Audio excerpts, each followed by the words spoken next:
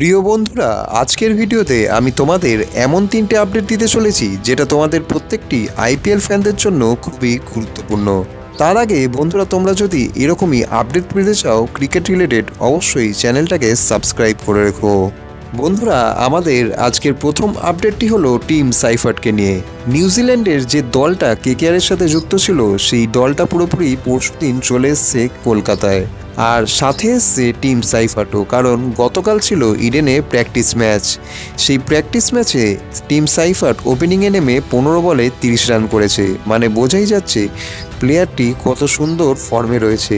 তাই আমরা কেকেআর সাপোর্টাররা চাইব প্রথম ম্যাচ থেকেই যেন এই খেলোয়াড়টিকে ওপেনিংয়ে খেলানো হয়। আমাদের আজকের দ্বিতীয় আপডেটটি হলো পাথিরানাকে নিয়ে।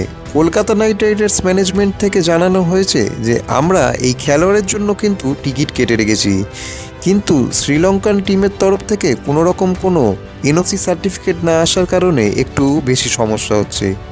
কিন্তু শ্রীলঙ্কান ক্রিকেট বোর্ড এদিকে কনফার্ম করেছে যে পাথিরানার রিহ্যাব কমপ্লিট হয়ে গেছে।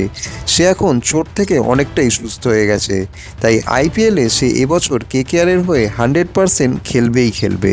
বন্ধুরা, আমাদের আজকে তৃতীয় আপডেটটি হলো লকি ফার্গুসনের ব্যাপারে। এই প্লেয়ারটি পাঞ্জাব কিংসের হয়ে আইপিএল এবছর খেলার কথা ছিল, কিন্তু নিউজিল্যান্ড ক্রিকেটের তরফ থেকে জানানো হলো যে ফার্গুসন এই মুহূর্তে বাবা হয়েছেন। তাই এই বছর আইপিএলে পাঞ্জাবের টিমের হয়ে তিনি কিছু ম্যাচ পরে দলে যোগ দেবেন। আমাদের আজকের চতুর্থ আপডেটটি হলো স্যাম কারেনের ব্যাপারে। এই খেলোয়াড়টিকে গত বছর চেন্নাই বিক্রি করে দিয়েছিল রাজস্থানের কাছে, তাও 18.5 কোটিতে। কিন্তু গত টি20 ওয়ার্ল্ড কাপে সে টিম ইন্ডিয়ার এগেনস্টে সেমিফাইনাল খেলার সময় পায়ে চোট পায়। এই প্লেয়ারটি রাজস্থানের জন্য খুবই গুরুত্বপূর্ণ ছিল, কারণ এই বছর রাজস্থানের সঞ্জু স্যামসন নেই। তার সাথে সাথে নতুন ক্যাপ্টেন হয়েছে রবীন্দ্র জাদেজা। তাকে গাইড করার জন্য এই ধরনের অলরাউন্ডার কিন্তু রাজস্থান টিমে খুবই দরকার ছিল। আসলে এই ধরনের অলরাউন্ডার কিন্তু টি20 ক্রিকেটে যখন তখন খেলা বদলে দিতে পারে।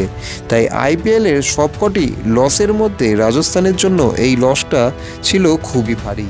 তো বন্ধুরা, কেমন লাগলো আজকের এই ক্রিকেটের আপডেটগুলো? অবশ্যই কমেন্টে তোমাদের মতামত জানিও এবং ভিডিওটিকে একটি লাইক করে দিও।